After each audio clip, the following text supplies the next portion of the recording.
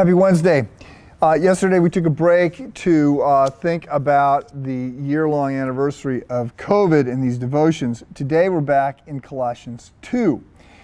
Now I've been doing some early reading on Calvin in light of the 100-plus lectures that'll come up in a few months on Calvin. And one of the things I ran across that I was reminded of is quite comical. So Calvin is one of the reformers, and he is going to pastor a church in Geneva. So he does this for a while. He's a young man. He's a French humanist, and he comes, humanist meaning something different than you might be thinking, but he's become a Christian, and he's pastoring this church in Geneva. He's a young man, and he's pretty arrogant. And he gets in trouble, and after a while he gets chased out of town, he and his colleague. And so he's gone for like 3.5 years, during which time this guy, Bootser, sort of takes him into his house and pours into him and helps disciple him and really redeems him. And later on, in something that no one saw coming, he's going to go back to Geneva. So he had been at this church. He's been gone now for 3.5 years. And for various reasons, he gets called back to the church. So what he does is, he's been gone 3.5 years. He gets up to preach the next Sunday, and he says, "As I was saying," and then he goes right back into the text that he had been in 3.5 years. It's like there was a 2-minute break, except it's been 3.5 years. So we had a break last week. As I was saying, we're back in Colossians chapter 2, verse 11. We've looked at this passage a few times. I want to stay in it the rest of this week because there's a point I want to make, but it's going to take me a while to get there. So today, I just want you to be thinking about covenants. We've talked about works righteousness. We've talked about circumcision. We've talked about how it gets tied to baptism. I want us to think right now about covenants because what it's going to show us about God. So, circumcision, which has come up a few times, is a sign of the covenant. It's a way of sort of signing the contract that exists between God and people. Now, the Old Testament can be confusing. All these different things happening 3,000 years ago, and we don't really understand them in context. But you can break it down by looking at the different covenants that are part of the Old Testament story. And so you got one made in Eden, you got one with Adam, you got a covenant with Noah, you got a covenant with Abraham, you got a covenant with Moses, you got a covenant with David, you got a covenant with the new covenant that's going to be with Jesus.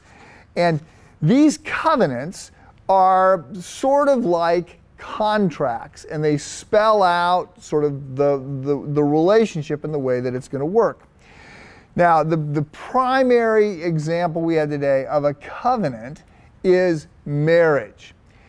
Hopefully you don't think of your marriage as being a contract. It is there's a legal entity there, but hopefully you're not loving each other because of a contract. But there are a few things about this that I think, again, on our way to a different point on Friday, but there's a few things I would like you to see. So today I just want to say that the covenant that we enter into with marriage is designed to help us think ahead to the ultimate marriage between Jesus and his church. So I used to think this was really weird, right? That when you look at marriage, which was the primary example of marriage, a man and a woman together, that the idea that the relationship between Jesus as the groom and the church as the bride, to compare it to marriage, is sort of weird. In actuality, it occurred to me a few years ago. Now, I've got that exactly backwards. Our marriages, earthly marriages, are to mirror, are to be modeled after the eternal marriage between Jesus and his church. In light of eternity, what we're going to think is weird is that human marriages on earth were a model for something different. That's one point. The second point is, just remember, a covenant is often a bad contract. No good attorney would let a client enter into the kind of agreement that marriage is, where you say, for better or worse, richer or poorer, sickness and in health.